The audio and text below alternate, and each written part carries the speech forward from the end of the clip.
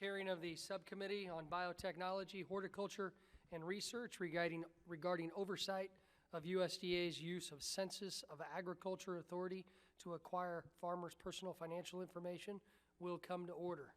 I will tell you this is my first time in this room, and the technological disadvantages we have here are interesting. We actually have a toggle switch on the microphone. Haven't seen one of those here, so welcome to history. I would now like to offer up a welcome to our witness, Mr. Riley from the USDA. Thank you for being here. I will go ahead and commence with my opening statement and then let the ranking member commence with hers. I will let the members know we are expecting votes during this hearing. Hopefully they will not last long and we can immediately come back here and complete the hearing in a very timely manner. So with that, I want to begin by saying thank you again, Mr. Riley, and today the subcommittee will begin a public dialogue with the USDA's National Agricultural Statistics Service regarding concerns raised by producers pertaining to a perceived abuse of discretion in conducting the Census of Agriculture. The Census of Agriculture is conducted every 5 years by NASS, the most recent census being taken in 2012. Data collected from the Census of Agriculture is incredibly important as it provides the only source of consistent county-level statistics on agriculture operations throughout the United States. This data is used to prepare estimates of farm income and production costs, calculate research and extension formula allocations to land-grant universities like the one I serve, the University of Illinois, evaluate agricultural programs and policies to administer farm programs, and plan for operations during disease or pest emergencies. The Farm Credit Administration also uses the data to evaluate farmer loan programs. It is also intended to assist Congress in considering legislation, most notably the Farm Bill, and in overseeing farm payments. Implementation of the 2014 Farm Bill is particularly data-driven. It cannot be overstated how important it is that farmers have confidence in NASS's process and participate in the census. States and local governments, as well as farm organizations, use the data collected from the Census of Agriculture to analyze and develop policies on land use, water use, and irrigation, rural development, and farmland assessment.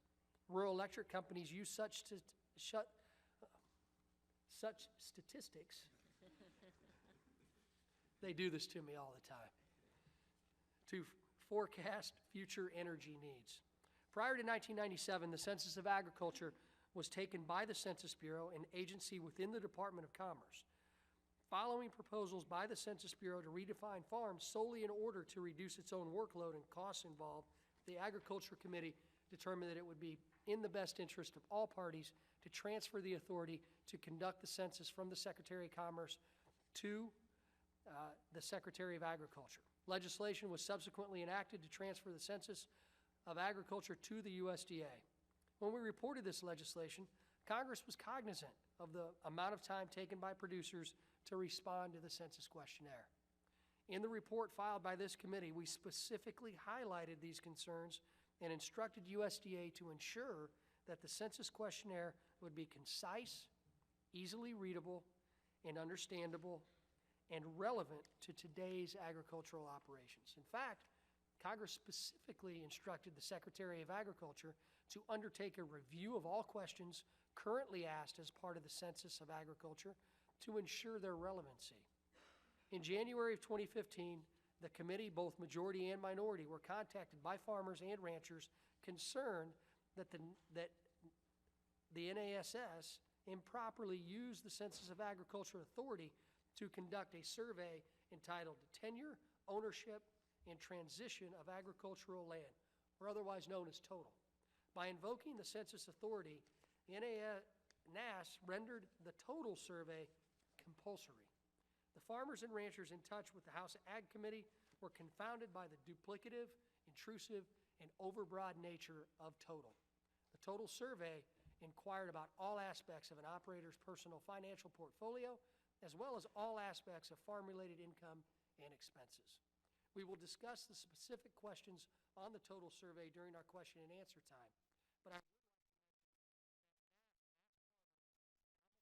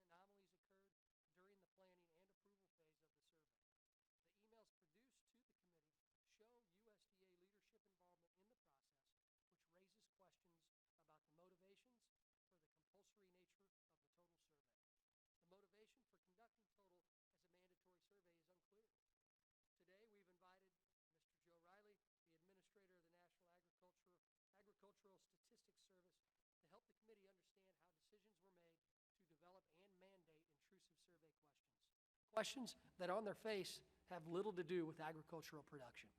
I think it is accurate to point out that these types of questions were certainly never intended by Congress to be included in a mandatory census of agriculture. In fact, the instructions Congress gave to the USDA at the time that the legislation was enacted point out that Congress was specifically concerned about this type of abuse of discretion.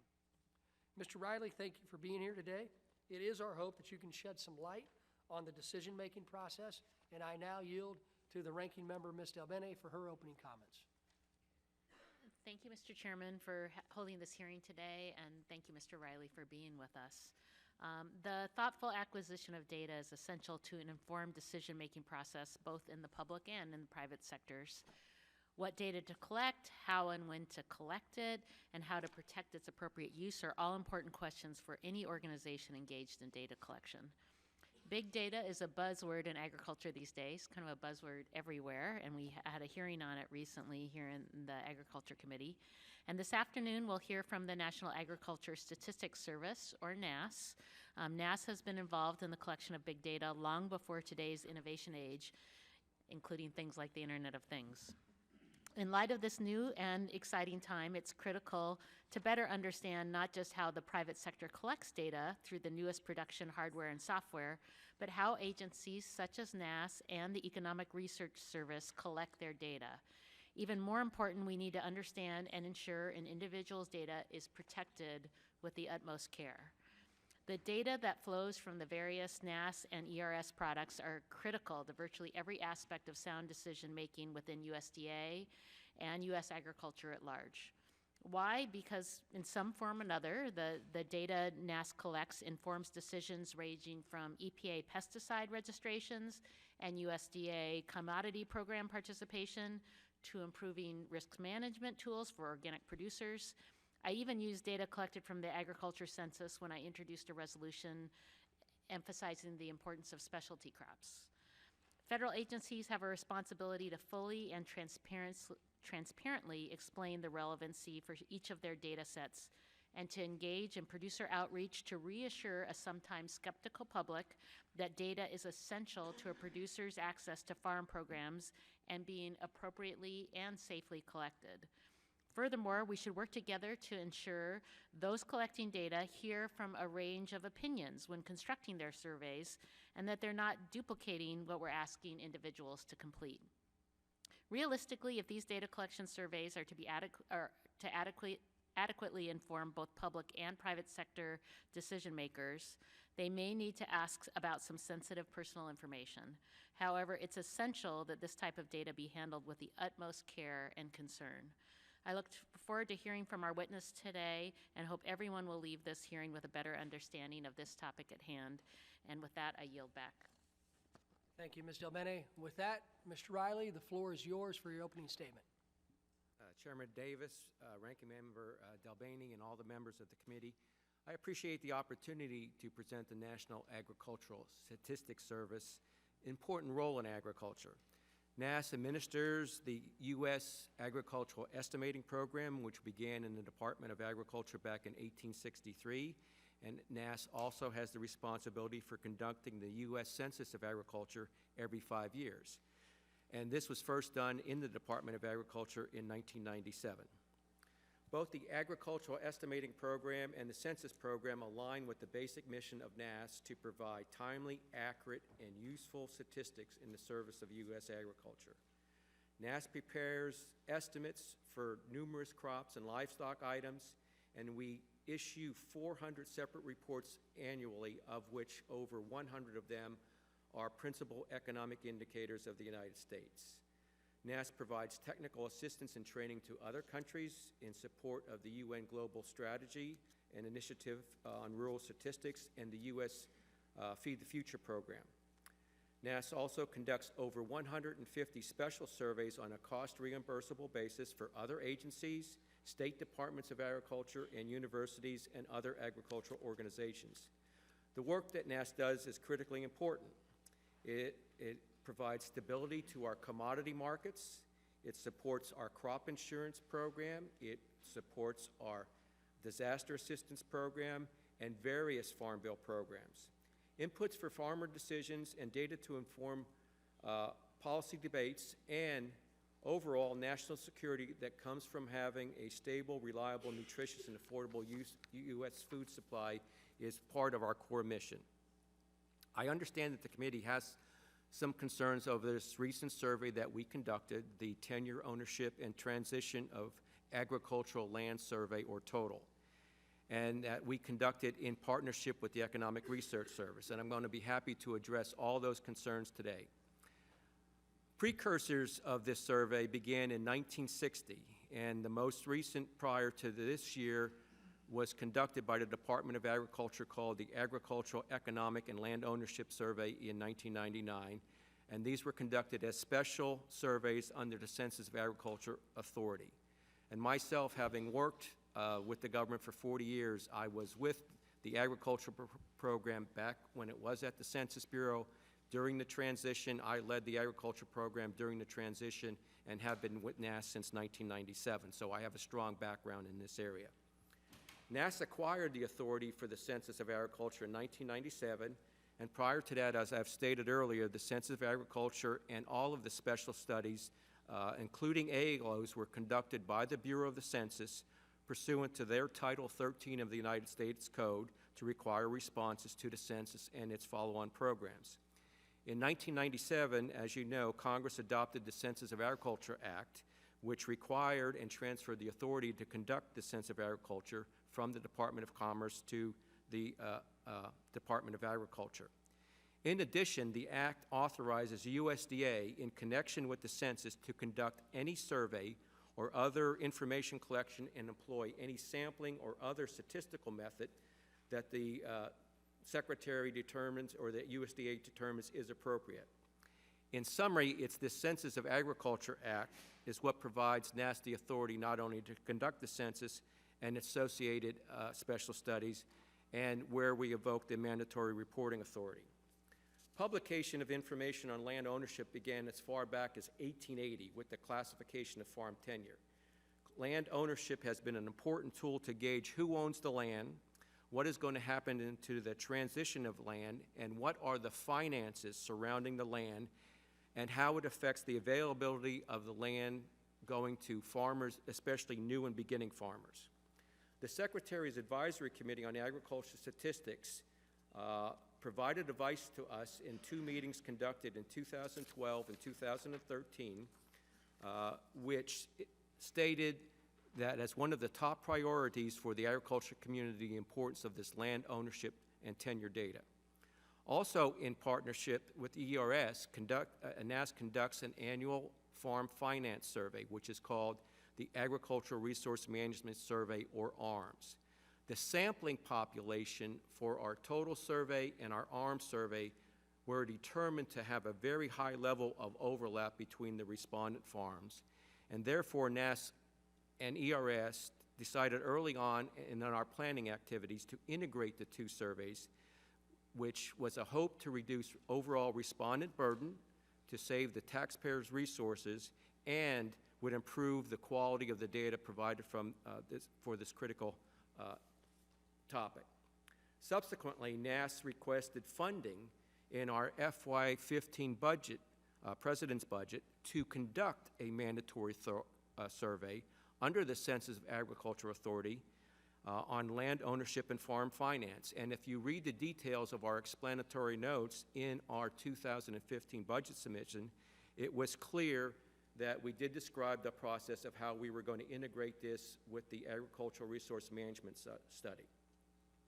In April of 2014, the Office of Management and Budget approval process requires us to issue a Federal Register notice notifying the public and everyone else of our intention to conduct the total survey and to incorporate questions from the ARMS survey.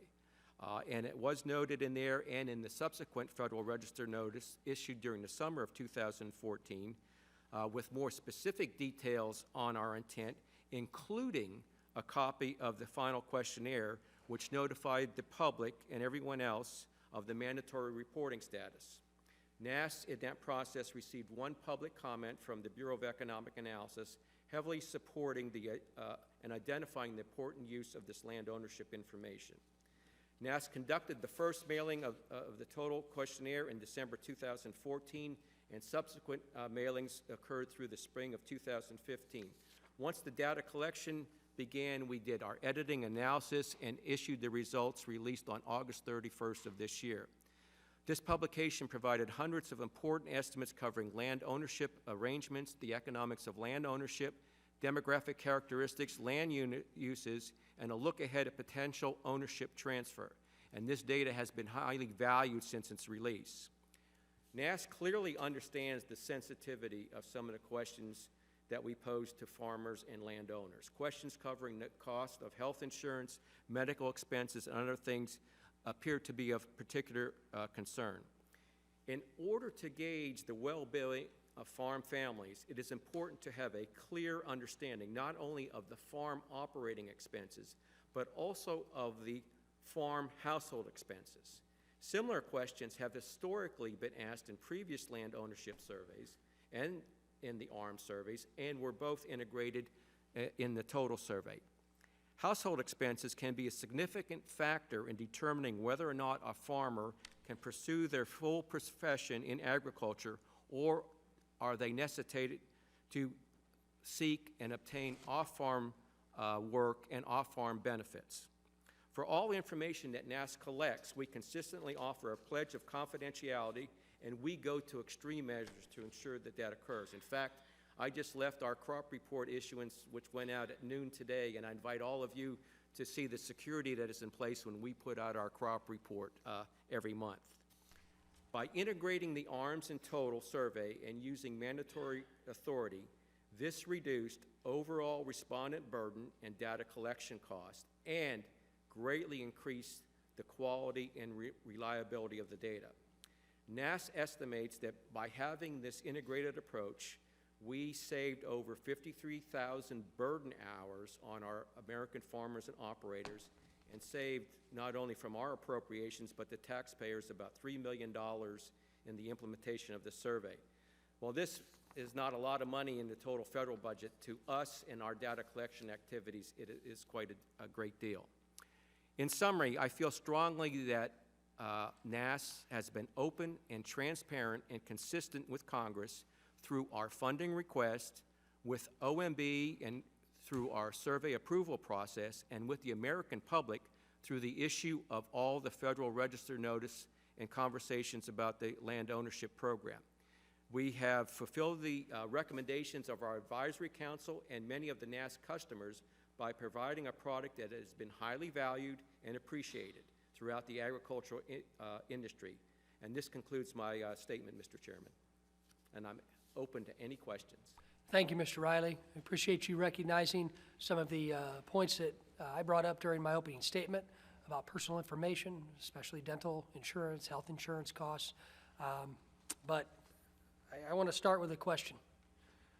Are you generally a person willing to take risks, or do you try to avoid taking risks? Well, sir, if you ask my wife, she will tell you that I am a risk taker sometimes, but I'm also very conservative in nature. How does one then answer in your situation? Question number 7, please put slide 8 up on the screen. Question number 7, in the census survey, asks that exact question and asks you to rate from a score to 0 as not willing to take risks, or 10 willing to take risks. How do you answer that question? And you can imagine the frustration some of our farmers feel, and I guess I need to ask you, why is that question on there? Well, when you look for questions like that, part of what individuals are looking for is dealing with farm and farm operations and looking at the issues that they have to deal with managing their operation. How much risk do they want to incur, and what are they doing to try to mitigate risks involving with the farm operation? Well, Mr. Riley, the farmers in my district are risk takers. I don't think we need to ask the psychology of the farmer and the farm operation on a questionnaire that is already being determined to be intrusive. That is a question that I think does not need to be on there, among other questions, and I would hope that you would take that statement back. Let me go into a couple more issues. The House report language that accompanied the Census of Agriculture Act of 1997 contains some instructions for your agency.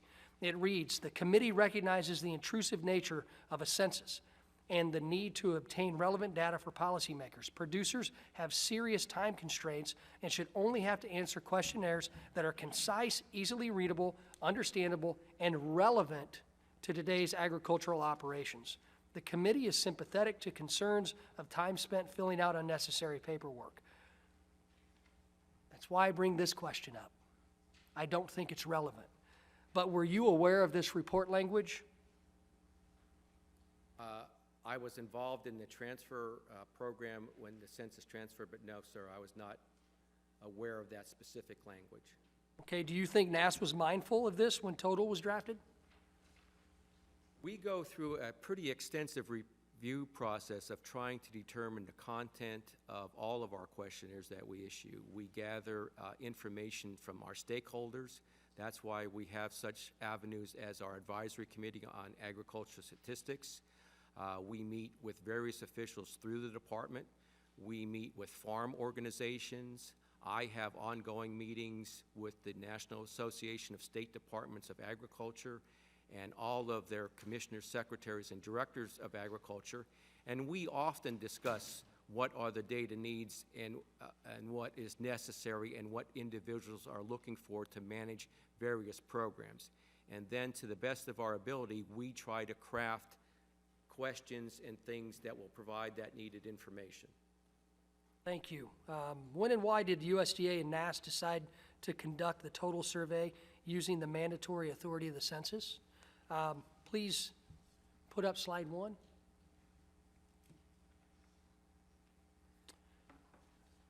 This document produced to the committee by USDA shows there was a plan being carried out. It reads, "I stopped by to see Joe R., which is you. I believe so. Is there another Joe R.? Nope. To clarify how he wants to proceed. He says he is in agreement to replace ARMS 3 with total and ask for mandatory authority." Take a moment to read that email to refresh your memory.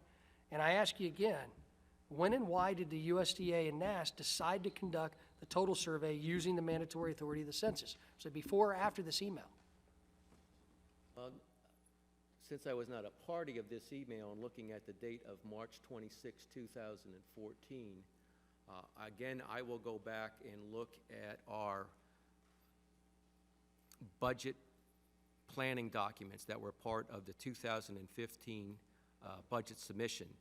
And clearly in our explanatory notes there, in our requests for the appropriations, we did spell out that we were requesting to conduct this survey using mandatory reporting authority, and we did have descriptions in there describing how we intended to integrate this with the agricultural resource management study. So Do when you we talk recall about this? the decision, Do you recall this conversation with Renee Picanzo? I don't recall this specific conversation, but I do recall the general process of what we were going through, because from the beginning of the process, since again, we looked at historical precedents in being that every one of the land ownership surveys that was conducted under the Bureau of Census Authority, and the first one which was transferred and conducted by the U.S. Department of Agriculture, each one of those was conducted under mandatory authority. My understanding from the beginning, even from day one, and again, I just want to say that we were open and transparent, because even in our budget request, which went in early March 4th of 14, we clearly put in there what our intention was and how we planned on doing it. So, well, Mr. Riley, as you look at that email from Renee Picanzo, and he says he who refers to you seemed to think we were the ones pushing the dual mandatory authority. What do you think that means? I am unclear what that means, what dual mandatory authority means. I think we were working on the details of how to integrate the two process between the land ownership survey total and ARMS. And in doing so, and even in our Federal Register notice that we issued, it was our intention that we were suspending ARMS for the data collection year and replacing the data collection with this total survey. Again, with the idea that we were trying to minimize the reporting burden on the American farmer and American public, and to ensure that we could obtain quality data, and to do it in a more cost-effective measure. So what you said just a few minutes ago was that the mandatory nature, in your opinion, was based upon the mandatory nature of what was expected when this was part of the Census Bureau, right? And also with the first survey, the land ownership survey conducted by USDA back in 1999. The same survey was mandatory at that time. Okay, and as you sit here today, though, what is your understanding of the decision to mandate total? It's the census's fault? What is it? Or it's the 1999 survey? Well, again, many of the follow-on surveys are mandated because of the nature of what we're trying to do and the sensitive data that we're trying to collect on those programs. If you think about the land ownership survey, it is essentially a census of agricultural land in this country. And it's very important to try to figure out what is going on with the 915 million acres. And so having this mandatory authority in conducting this land ownership survey is really critical, because we are going to two separate audiences. One is the farm operator, who is very involved in agriculture, but the other critical component is the farm landlord, who in many instances is not involved in agriculture. Could be a resident, attorney, doctor, whatever, practicer in New York City or any city across the country. So again, I'm taking it back to the broader spectrum of, to do a complete agricultural land survey, you have to cover both of those segments, both the farm operator and owner and the land owner who is not an operator. All right, well, thank you. I will defer to my ranking member, Ms. Delbene, for 5 minutes of questions. Thank you, Mr. Chair. First, I'd like to submit for the record this memo from USDA that talks about both NASS and ERS wanting to use mandatory authority from the census to increase response rates. So that's some information to highlight what we were just talking about. Thank you again, Mr. Riley, for being here today. I appreciate that you and others at NASS have been working with folks on the committee. And I'd like to note here for everyone that throughout correspondence with the committee, NASS has provided 49,000 documents and 2 briefings to the committee. And so we appreciate all of your cooperation. Mr. Riley, I'm aware that there's an advisory committee on agricultural statistics, and I wondered if you could tell us a little bit about the makeup of that committee and how their opinions are incorporated in the process. Our advisory committee on agricultural statistics is a membership. It's 20 committee members with 2 ex officio members. Out of the 20 members, we try to make sure that we have diverse representation from across agriculture. So we will have representatives that are there from commodity groups, commodity organizations. We will have representatives there from the universities, academic, land-grant universities. We will have representatives that represent state departments of agriculture. And most importantly, we have farmers and operators themselves who sit on our committee to provide us advice. Normally, in knowing there's a lot of competing interests for agricultural data, the committee helps us to shape what are the data needs out there needed to define policy and implement certain programs throughout agriculture, and knowing that we have limited financial resources, they give us a gauge of how to put it in priority order. Knowing you can't do everything, what is the most important? So with limited financial resources, we can focus on what the committee says are the most important agricultural data needs in the country. It seems like it could be helpful to make sure that representatives, like all of us here in DC, could help alert our producers to surveys that are coming out and reiterate the importance of accurate information and how that might be used, as well as the the number of programs that use NAS data so that folks are aware of that. Do you meet with agricultural groups on a regular basis, and is this something you've discussed so that people have more information about what's happening with the information you're collecting? Yes. We hold a very large agricultural data user meeting in Chicago each year. It's conducted in October. We meet regularly with people from different areas across the country who advise us on our chemical use program.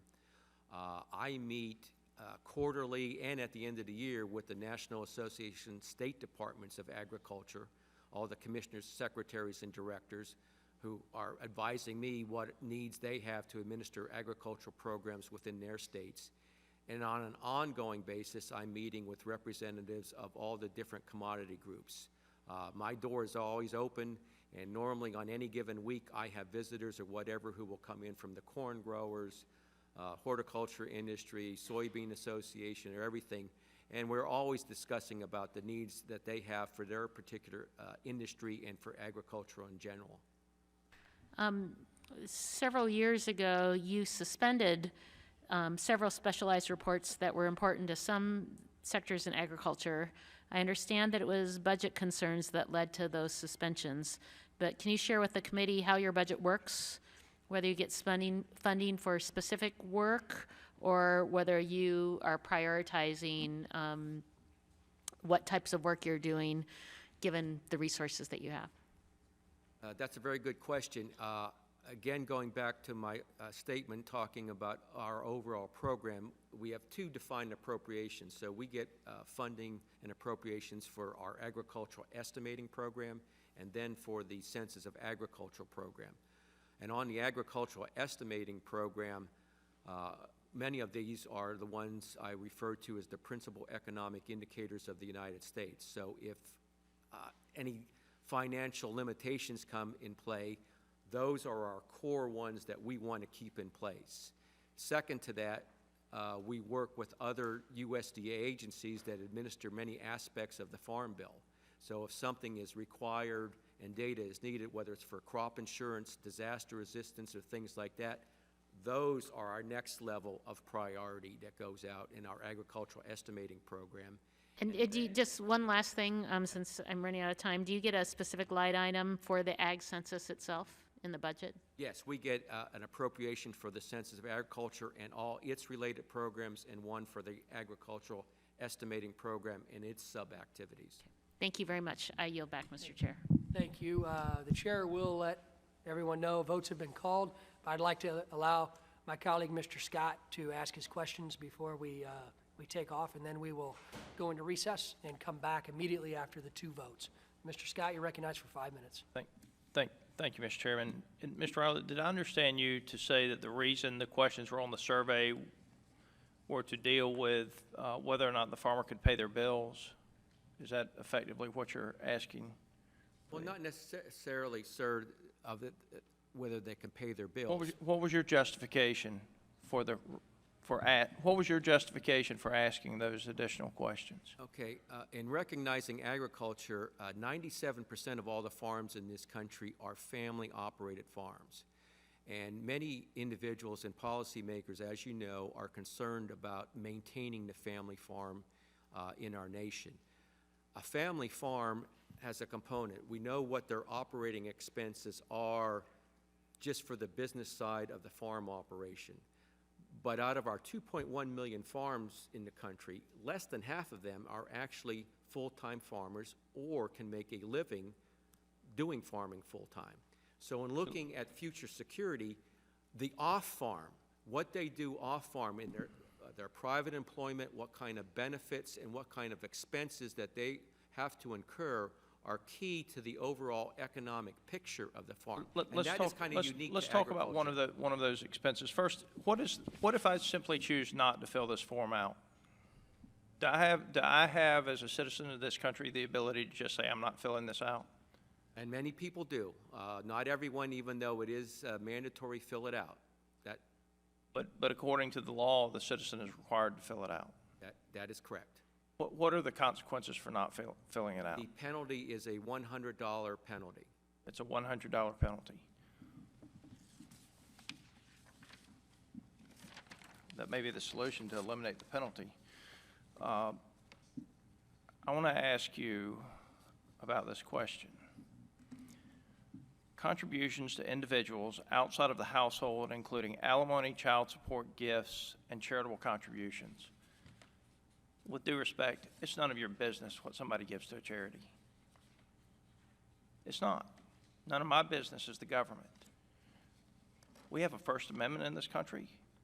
What gives you the right to demand that people tell you what they are giving to a charity?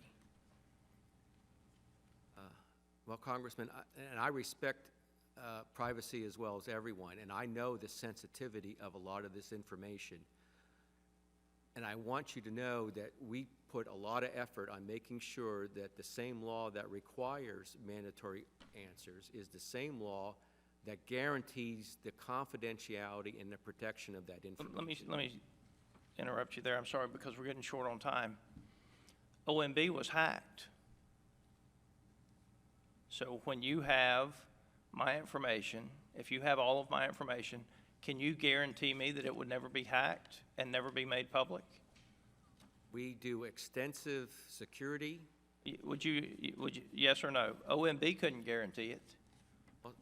Can your agency guarantee that all of this privileged personal information, including what a person gives to their church or another charity they may choose to, could never be hacked and made public?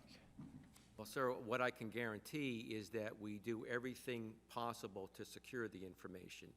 We try to stay up to date with all of our IT protocols and things like. I'll take that as a no, with due respect. I'm somewhat taken back by this, and I'm also taken back by the fact that it seems as you go through the questions and the slides that we've looked at in the emails, it seems that if it wasn't specifically illegal, then the discretion was used to do it anyway. And so where Congress gives an authority to do a survey that much of the information might be necessary for land use, since we didn't specifically say you can't do this, this, and this, you used your discretion to make it mandatory. Is that fair enough? The discretion that we used was to look at the entirety of the data that was trying to be collected and apply that discretion to everything that was on the form. Yes, sir. But you used discretion to make it mandatory instead of voluntary. Well, when I say discretion, I'm, as again, following the principles and practices that every program that we have conducted since moving the Census of Agriculture. Would you agree that there was a change to make this mandatory instead of voluntary? Repeat that again, sir. Would you agree that there was a change to make this mandatory? This was not a mandatory report. Not the household characteristics was not a mandatory report until you used your discretion to make it one. Is that correct? No.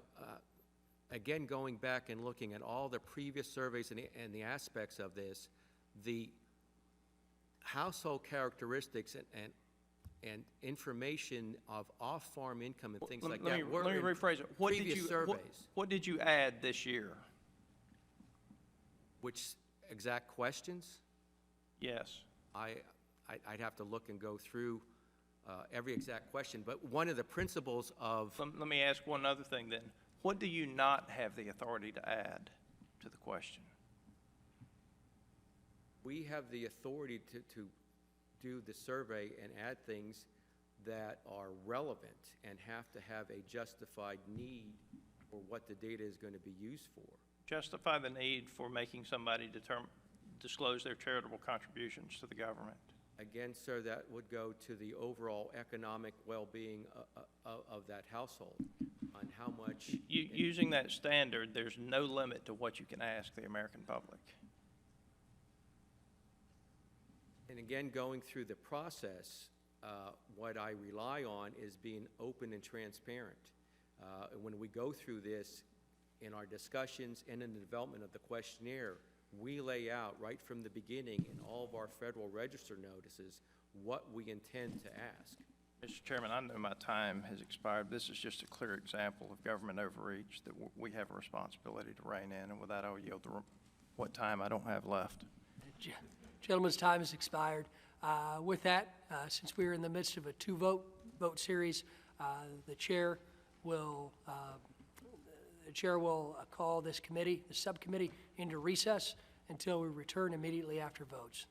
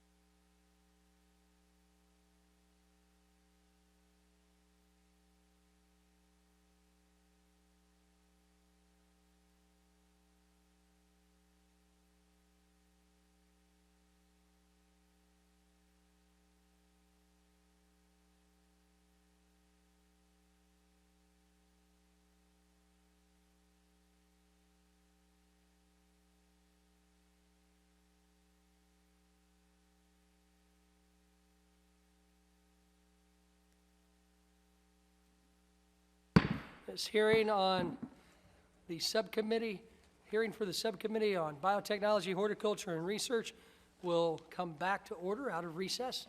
Welcome back, Mr. Riley. Thanks for allowing us the time to get back here.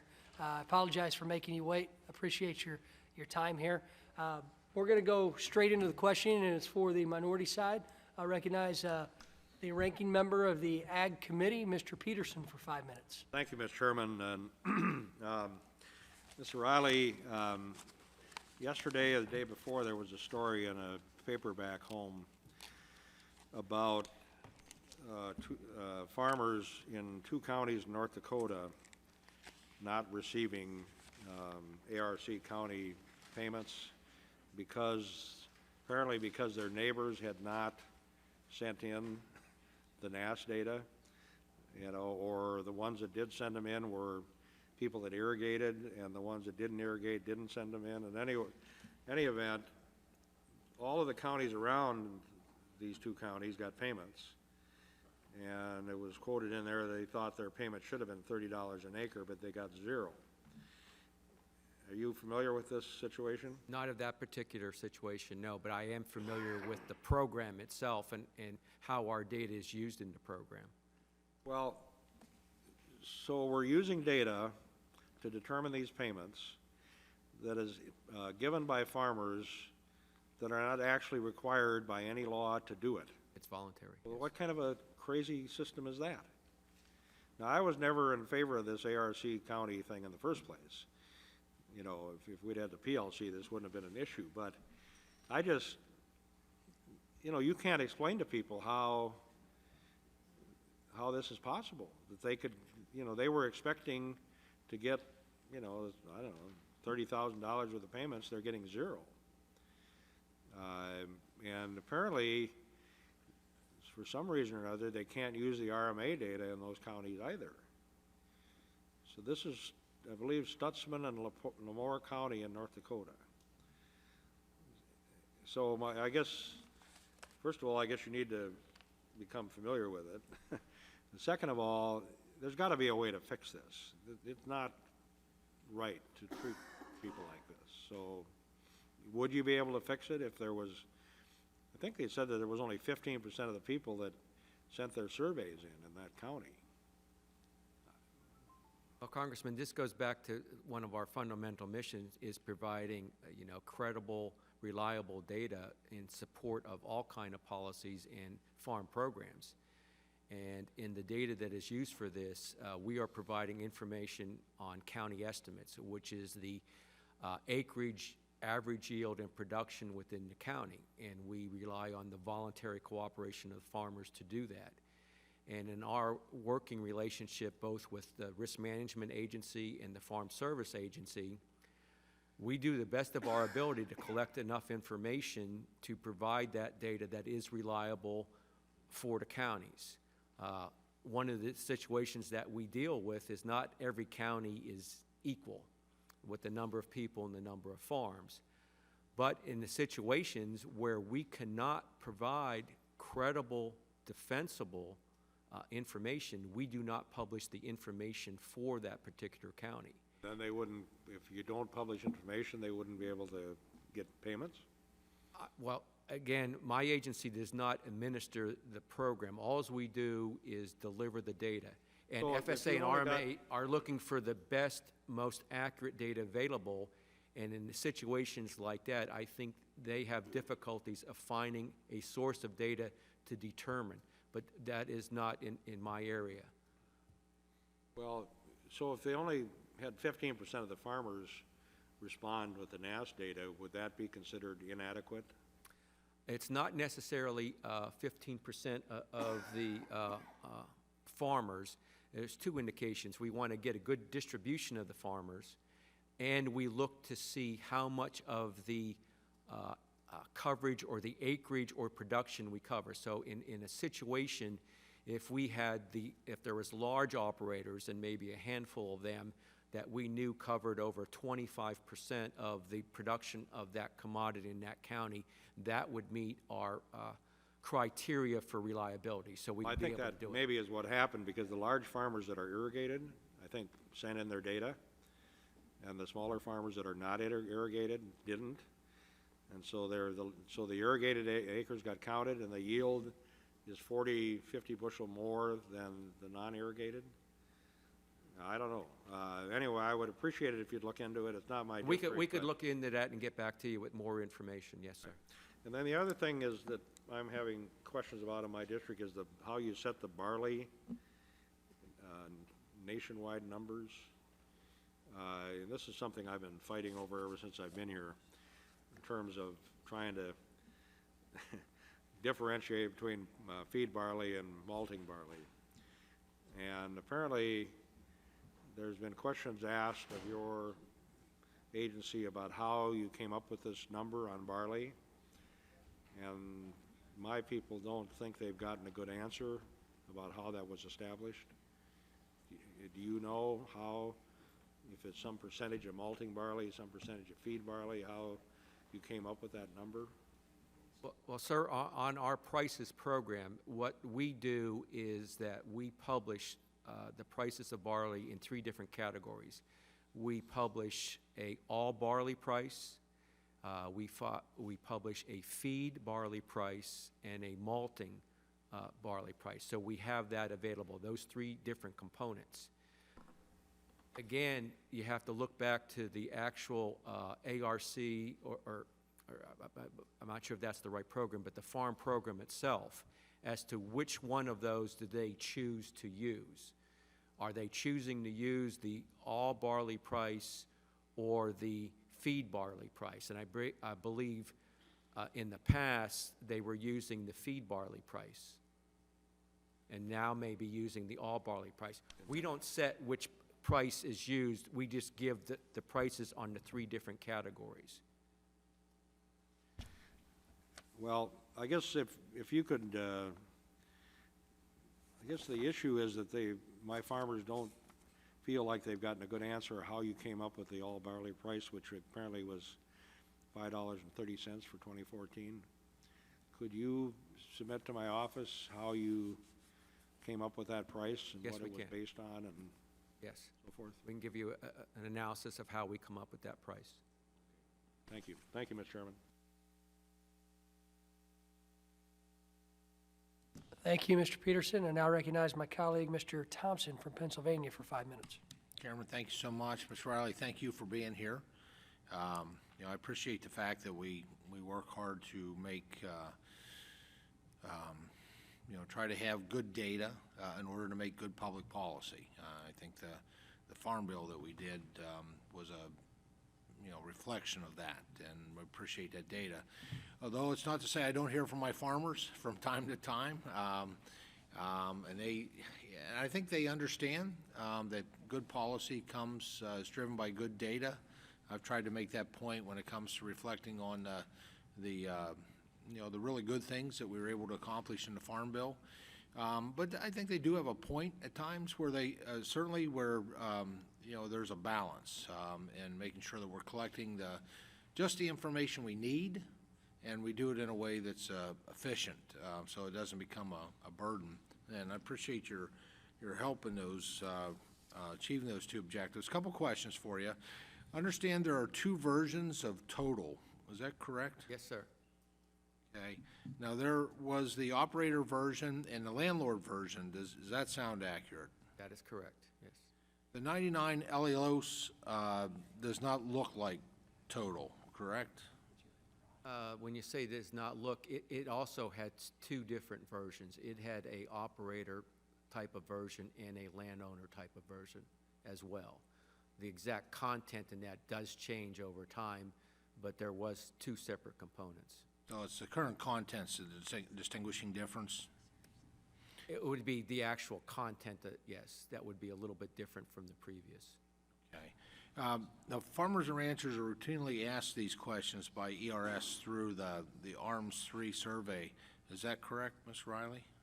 They are asked questions in the ARMS survey primarily focusing on farm finances and other aspects, yes, but nothing on land ownership or intentions of transition of land or anything like that. Okay, so trying to determine the difference then, the difference is that the ARMS-3 survey is optional, is that correct? It is voluntary, yes. Okay, voluntary, great. The one obvious rationale for making the total survey mandatory is to increase response rates, and I get that. The more complete data, the better the information. Perhaps historically, NAS and ERS were not satisfied with response rates for prior surveys. However, this document shows that the response rates historically were acceptable, and I'm assuming statistically acceptable. Can we put up slide 2 on the screen? Is it there already? Okay. The 50% and the 74% returns seem acceptable. And again, Mr. Riley, what was the motivation for conducting total using the mandatory census authority? Well, when you look at the term acceptable on the 2 response rates, and we look at the reliability, especially for the landlord side, it is pushing some of our reliability boundaries of what we would deem. Now, we do publish with all of our numbers sort of a measure of error that goes with each one. But if sometime those bounds are too great, then we will not be able to publish the data. Now, since that time, we have been experiencing, all statistical agencies have been experiencing declining response rates. So a response rate that you achieved in 1999, looking forward, we were very apprehensive that, especially on the landlord side, where we were going to be able to collect enough reliable data. So also in the email shown on the screen, it says, quote, "We didn't actually publish the percent," end quote. Instead, they published, quote, "a bunch of text to try and confuse people about our actual rate," end quote. Who was NAS staff trying to confuse and why? Well, I cannot say how we, who's the author of this mail, but in looking at our description, we put out a lot of different numbers and adjectives to describe the quality of our data. Response is one of them, and response is sort of how many do you send out, how many do you get back, and take that out. We also put in there reliabilities of how variable the information is, and also within a survey itself, we deal with, we may have gotten a questionnaire back, but major portions of those questionnaires or items within that may remain blank. So you just can't always look at just one number and say, oh, I got X percent back. You have to look at the details of within that, how many of the questions were actually answered, or how many had to be, statistically looked at, and whether it was imputation or something to try to complete the missing items. So there are different measures of quality that we try to issue. No, I understand that, and if I can, Chairman, I just want to clarify, but the narrative concerns me, just the implications about quote, a bunch of text, published a bunch of text to try and confuse people about our actual rate. I certainly understand the standard deviation, and there's so many places to glean information from a survey participation rate and response and those types of things, but any clarification in terms of what was being communicated or inferred when in that email by that statement?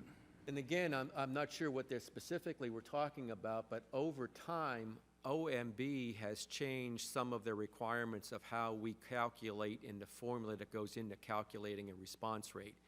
It used to be simple of taking sort of the number of forms you sent out and the number of forms that you receive back in.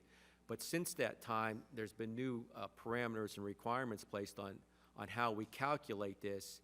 And when you start describing out of businesses, how you treat an out of business, or somebody that says they're no longer a farmer, or things like that, and you do that, the text is very confusing based on what people normally perceive as a response rate. Sure. If you wouldn't mind, and then But we could clarify, and we could provide you exactly how the response is If you could work with your calculated. staff to get a clarification for that, I would appreciate it. Yes. Thank you, Chairman. Thank you. Now I'd like to recognize my colleague, Ms. Custer, for 5 minutes. Thank you very much. Thank you to the chair, Chairman Davis, and Ranking Member Del Bene, and thank you to the administrator for being with us. I actually find this information helpful and very interesting, but I come from a much smaller state with much smaller farms, and but it's important for me to understand the health and well-being of the communities in the rural part of my state, as well as the economy. And within families, to understand, do they have to take jobs off the farm to make life work, which is typically the case. But it does seem to me from this hearing that there may be either a lack of coordination or maybe a lack of information and outreach that's causing the issues that have come up.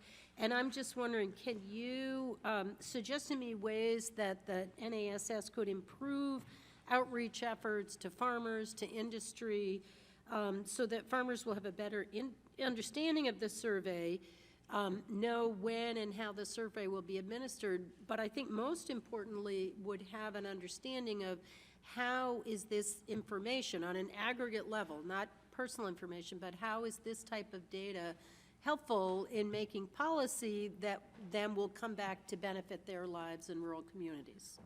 And that's a very good question, and we within our agency realize that we rely on the cooperation of the farmers and ranchers, and we are doing a lot through our public affairs area of describing sort of what it is we're collecting, but more importantly, we're trying to educate as many as we can the uses. And for example, we have worked with the many of the commodity industries going back to show how the information we collect relates back to the ARC programs, how it relates back to crop insurance.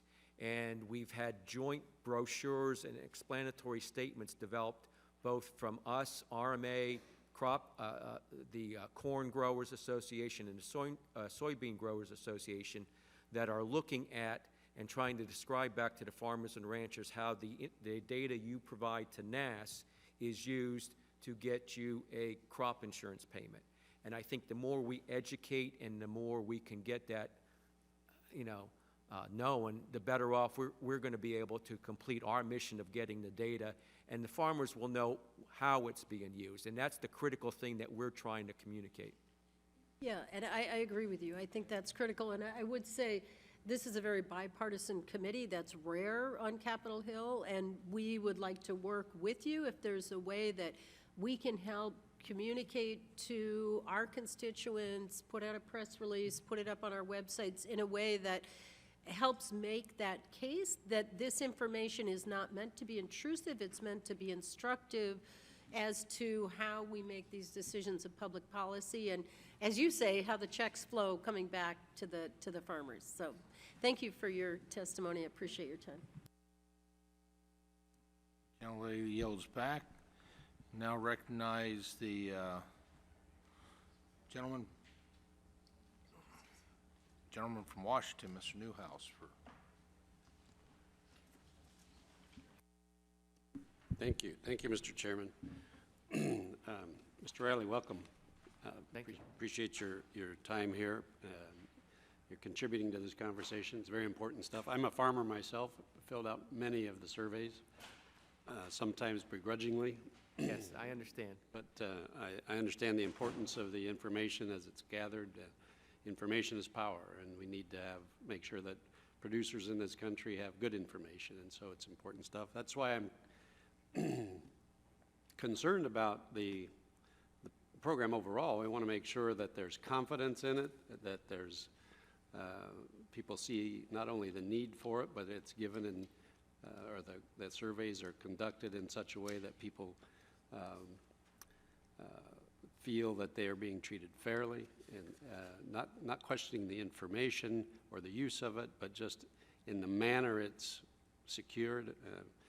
Like I tried to express at the outset, farmers are busy. Yes. As you well know, they got a million things to do before yesterday. And to sit down and fill out a survey that's going to take 30 minutes and turns out to be several hours, you don't get any money for that, and there's other things that is high on the priority list. So it's a very sensitive thing that we've got to be very careful in protecting our credibility in this. And so a couple questions.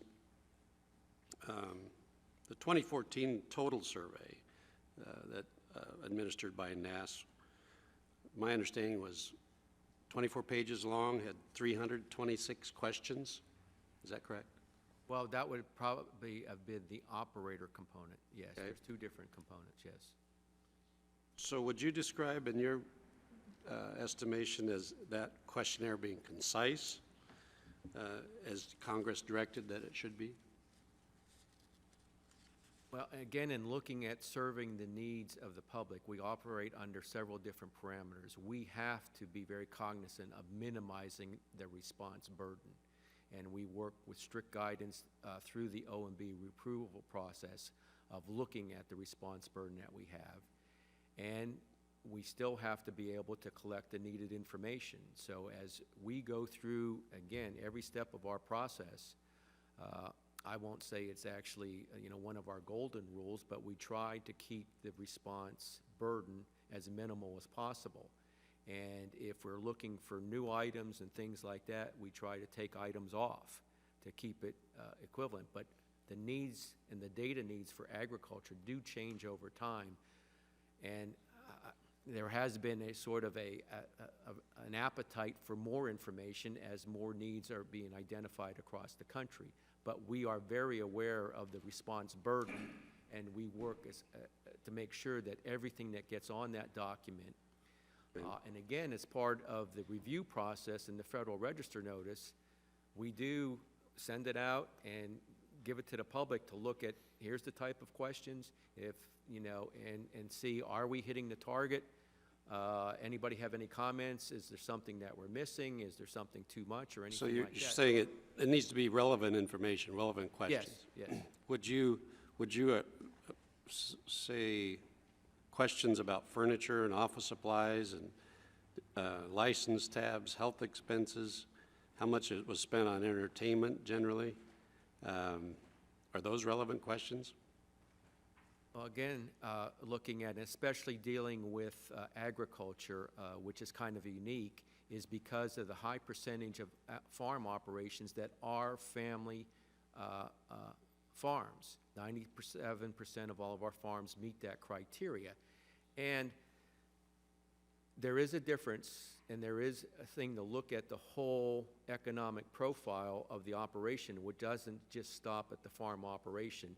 So there is a need to gather some information about the off-farm related activities to get a complete overall economic well-being picture of our farms. Got just a short amount of time left, if I could ask quickly. I'm sorry, apologize for this, but in emails we've gotten from OMB, they directed NASS to speak with the USDA General Counsel about the content of this survey and whether the USDA had the authority to combine total and ARM surveys to make them mandatory. I want to know if you were aware of those concerns, and do you know if that consultation ever took place? And I apologize for leaving you very little time. I'm not sure specifically which concerns you're talking about, but in looking at our consultation with OGC, I am in constant communication with them about various aspects of our program, and we can get back with you on any type of, what their opinion is or whatever. We've had discussions not only on this program, but other aspects of the Census of Agriculture program and the mandatory reporting over the years, and have a very strong working relationship with them. And in going through the OMB approval process, we do provide answers and questions and documentation to the OMB examiner, sort of justifying our request and our authority to do that. So you're saying those consultations did occur? Well, on this specific program, not necessarily, but I do consult with them all the time.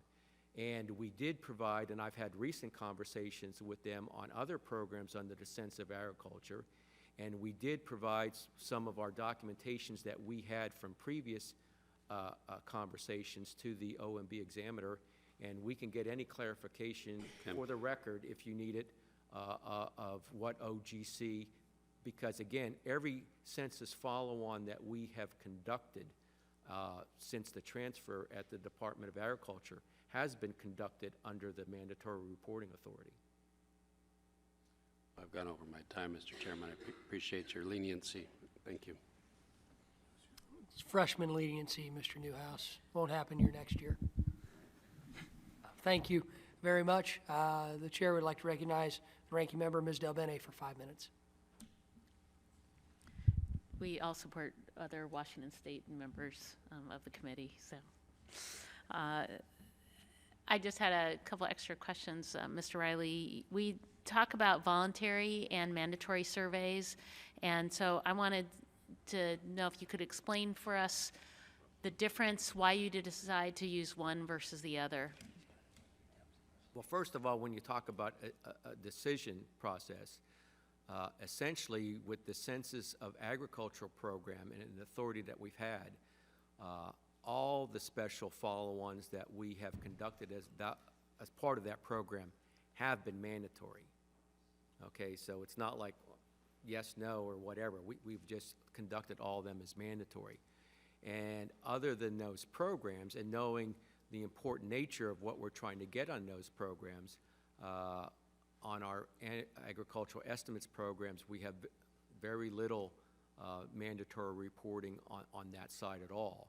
So again, I look at this, and you look at the Census of Agriculture program and all the key related issues that it's trying then to subsequently measure are critical, and the response rates and the quality of the data to measure those sometimes are difficult to get to. So each one, starting with the 1999 ALOS and every special study that has been conducted under that Census of Agriculture Authority, has been mandatory reporting.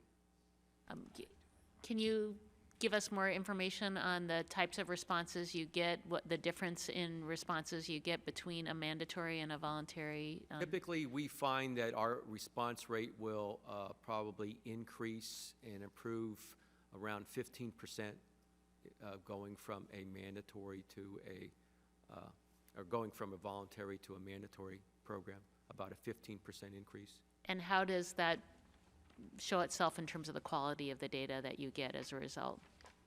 And many times it's absolutely critical, because when you look at the Census of Agriculture program, yes, we're looking at measuring things at a national level, but oftentimes you have to make sure we are putting out information on a sub-level, whether it be a state or in some instances, even below the state level. And that's where it becomes critical. If you look at response rates and making sure that certain issues are important in all states, it is difficult for some of the smaller states for us to collect certain data at a defensible statistical level without the use of that mandatory reporting. Thank you. Mr. Chair, I yield back. I appreciate your time. Thank you. The chair now recognizes the gentleman from Florida, Mr. Yoho, for 5 minutes. Thank you, Mr. Chairman. Mr. Riley, thank you for being here. And I'm going to pick up where my colleagues from Washington, left off, and I'm not as refined as my colleague to the left. Where I come from, I'm a large animal veterinarian, practice for 30 years. I've dealt with rural agriculture all my life since I was about 15. Where I come from, people are angry about these surveys. They're intrusive. If I were to ask you, how many children do you have? I do not have any children. Do you travel? Yes, I do travel. Where do you like to travel? State of Washington, And if I that's kept where going- my family's from. And if I keep going and say, how much do you spend on this and what's in your annuity and things like that, you might get to a point where you say, it's none of your darn business. That's what I run into. And, these questions, I find them offensive, and especially when it has mandatory, and I know it was brought up by Austin Scott about the Fourth Amendment, the right of the people to secure their persons, their papers, their house, their papers, and efforts against unreasonable search and seizures shall not be violated, and no warrant shall be issued but upon probable cause supported by an oath. I think we've overstepped the boundaries of this, and this is why, at this point in time in our country, especially where I come from, it's a very conservative district, there's a lot of mistrust in government. And this is an intrusive program, and I understand the importance of having the information, to get that information, to make the decisions that we have to up here, but I think there's a better way to do that, and I would encourage you highly to do that. If not, Congress will act, and you'll have help from your own government. What I wanted to ask you is OMB, and if you could raise slide 5, please. OMB raised concerns about making total survey mandatory. This will be slide 5. In the document on the screen now, an OMB employee advises he's referring to the OMB General Counsel, believes that only the survey content named in the title is designated as mandatory. Were you aware of these concerns raised by OMB? Well, I'm not aware of these specific concerns, but in getting back to our OMB approval process, as you know, examiners come, examiners go, different things, and oftentimes people are not aware of all the rules and parameters going. I've had conversations over the course of the year and my time trying to explain to people what the authority provided to us under the Census of Agriculture Act was. And in looking at this, and just, you know, I can't comment specifically on this, but we have been through this. We have been through this several cycles, and I have talked with staff, and I have a good relationship with OGC on many of the issues, but as far as my staff goes, we go back to what we've done before, how we've justified things before, and apparently whatever information that we provided back to OMB met their satisfaction, because they did end up well, let me go on to my next question then. OMB staff then directed NASS staff to consult with the USDA General Counsel to determine whether the Secretary had the discretionary authority to mandate total as part of the Census for Agriculture program. Did any such consultation occur in your knowledge? I'm not aware, well, first of all, I'm not aware of this request, and any conversation, I'm not aware okay, of that so, as well. okay. But in dealings with the General Counsel, we just recently instituted a new Census of Agriculture report, current industrial reports, requested under Census of Agriculture Authority, and I've had complete discussions with the General Counsel on that, and those programs are being conducted now. Let me ask you this. Do you think the NASS staff has the right to ask those questions? To mandate the total as part of the Census for the Ag program? Is that a yes or no? I mean, I'm just kind of looking for a yes or no. Again, going back, all of the programs that we've conducted on the Census of Agriculture and the special studies since the transfer over have been conducted under mandatory authority. All right, so the question is that, do they have the authority, discretionary authority to do that? You're saying yes? I would say that yes, all Okay. of them have been conducted that way. I have a follow-up question then. Why were there no related documents produced to the committee then when requested? And if you can't answer that, I would appreciate a written answer for that, for this committee, so that we can look at that more in depth. And Mr. Chairman, I believe I've run out of time. And I'm going to ask you to submit that. The question is, the OMB staff directed NASS staff to consult with the USDA General Counsel to determine whether the Secretary has discretionary authority to mandate total, and did any such consultation occur? You said yes, you thought. If yes, why were then no related documents produced to the committee that was requested? And I yield back. Thank you, sir. I'll make sure you have one these. clarification. I did not have a discussion with OGC about the total survey. I had discussions with them about other Census of Agricultural special studies, and more recently, the current industrial reports. So I can give you, those are the conversations that I had, and if you need something from OGC that would document the authority to conduct the total, we can. I'll write this down. I'm out of time, and I want to respect the chairman's time and everybody else's. And I'll get you those questions. Thank you. Gentleman's time has expired. Mr. Riley, thank you again. I have a few more questions. Following up a little bit on what Mr. Yoho started, several of the documents show various employees being instructed not to reveal ERS's involvement in the total survey. Let's put up slide 7.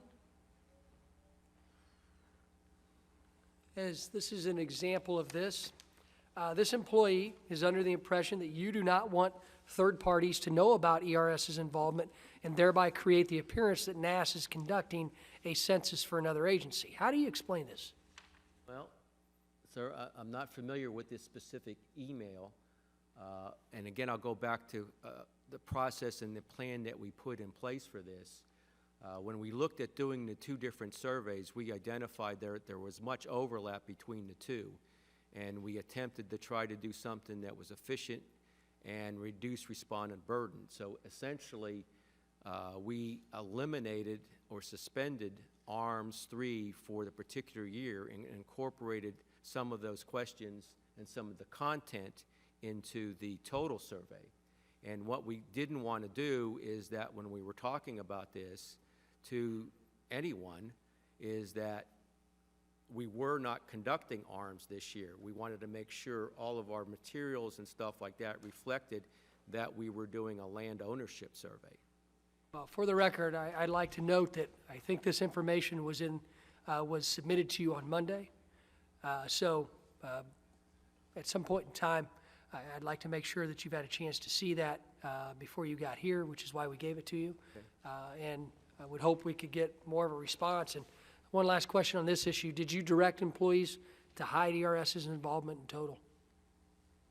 I never directed or had any communication about hiding anyone. In fact, I believe, and again in my opening statement, we, right from the beginning, from our explanatory notes through the Federal Register process, talked about the collaboration with ERS on the program. So we never hid anything about the involvement or whatever. We were open and transparent right from the beginning. Well, thank you. I wanted to follow up on Mr. Yoho since he started that line of questioning, and then go back now to something that was mentioned earlier by many of my colleagues and me about the mandatory nature of total. Can we put slide 3 up, please? This email from NASA's OMB liaison states, Joe said we have the approval to treat this as a mandatory survey under the discretionary rights of the Secretary. And you just mentioned the mandatory issue in regards to OGC. Who granted that approval?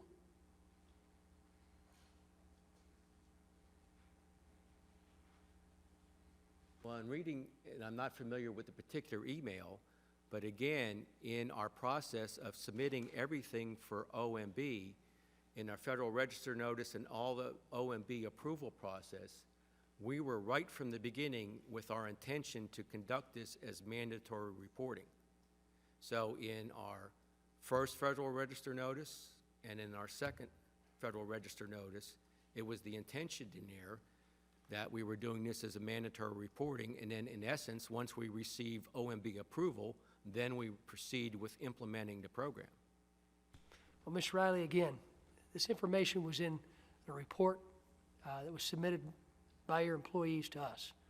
I find it disheartening that we can't have a conversation here on information that your agency provided to us and get questions answered. Do you agree that well, you know what, I'm going to skip that question. Mr. Thompson, do you have any more questions?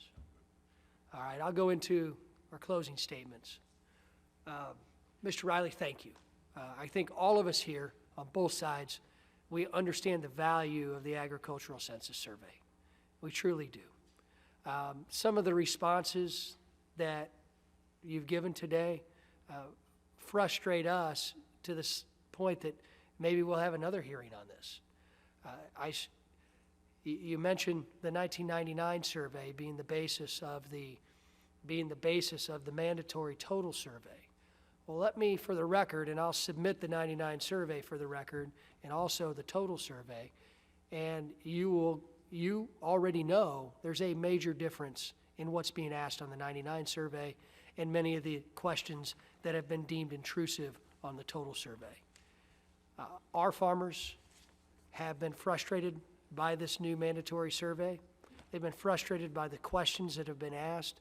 I appreciate your responses regarding dental insurance, health insurance questions, but I still don't see the need to ask that in an agricultural survey. That's something other surveys within the federal government ask. My colleague, Mr. Scott from Georgia, brought up the issue of spending and even charitable contributions. Well, the IRS gets that information from every American.